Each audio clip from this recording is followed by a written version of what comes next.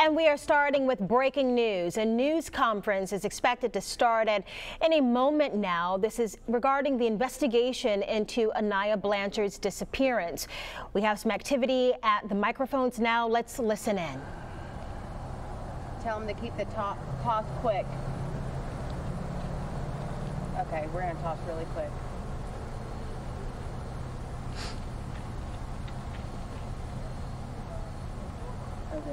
We've had our first look at And again, if you're just joining us for Fox 10 News at 4, we are live from Macon County here, where investigators are expected to give some updated information following Aniah Blanchard's disappearance, missing since October 23rd. As we've reported, 3 men have been arrested. Remains found yesterday, believed to be hers. We're listening in now to see if we can get some confirmation as to whether the body of the missing college student was actually found.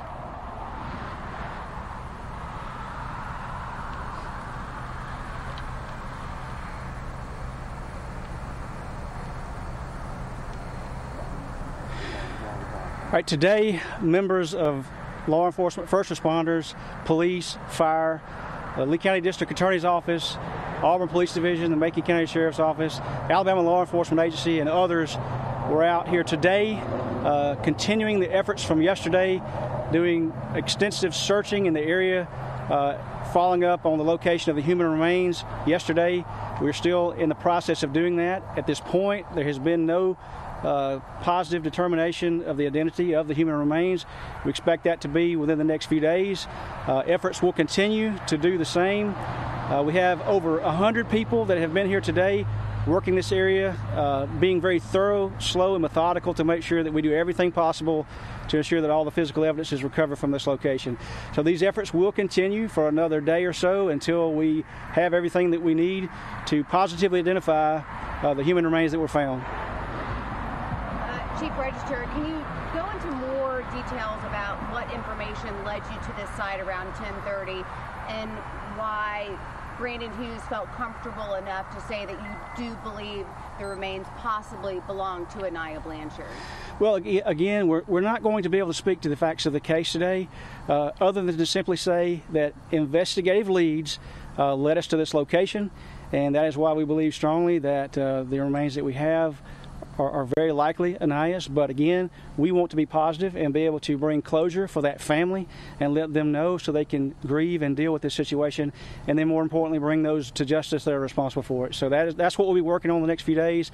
And again, not to talk about the case itself, but just our job in bringing forth this evidence to prosecute the case for our district attorney's office. Chief, can you just walk us through what's going on back there? Maybe give us a lay of the land, maybe some of the things that you've all been doing to process that crime scene. It's those things that you would expect. I mean, obviously, when you have that many people, you want to go step by step, inch by inch, looking for anything that could be potentially evidence in this case, and that is exactly what we're doing. We've used air support, we've used drones, we've used personnel, all of the things that you would expect law enforcement to be able to do. All of these agencies working together have been able to do this. I don't think any one of us would have been able to do this by ourselves. It's been a really huge effort.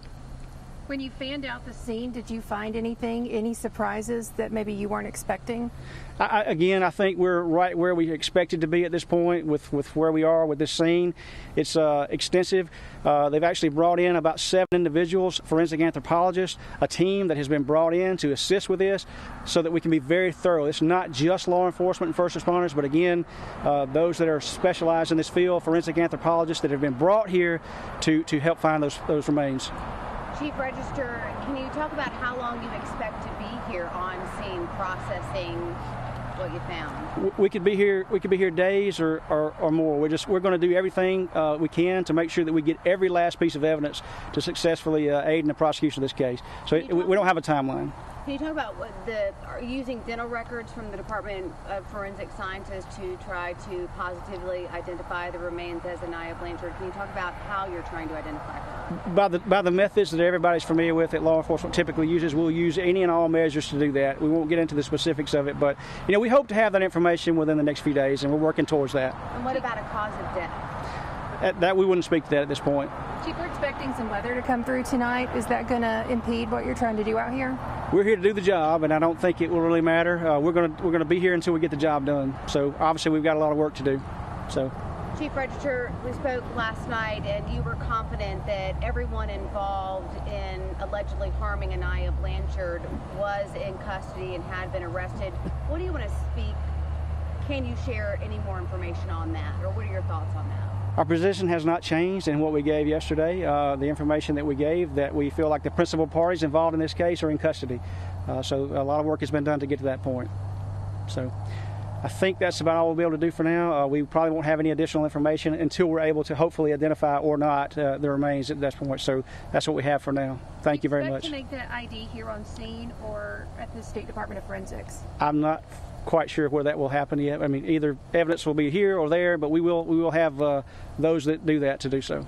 Real quick, Chief Register, what do you want to say to everyone who has been so invested in this case, from law enforcement to Aniah's family to strangers all across the nation? What do you want to say to them? Well, it's all about this family and everybody coming together to do what they can to bring closure to them, closure to the community, the state, everybody, and we're just appreciative of all of us being able to work together to get this done so that we can talk with this family and make them understand what's happened, and we'll continue to do that. So thank y'all.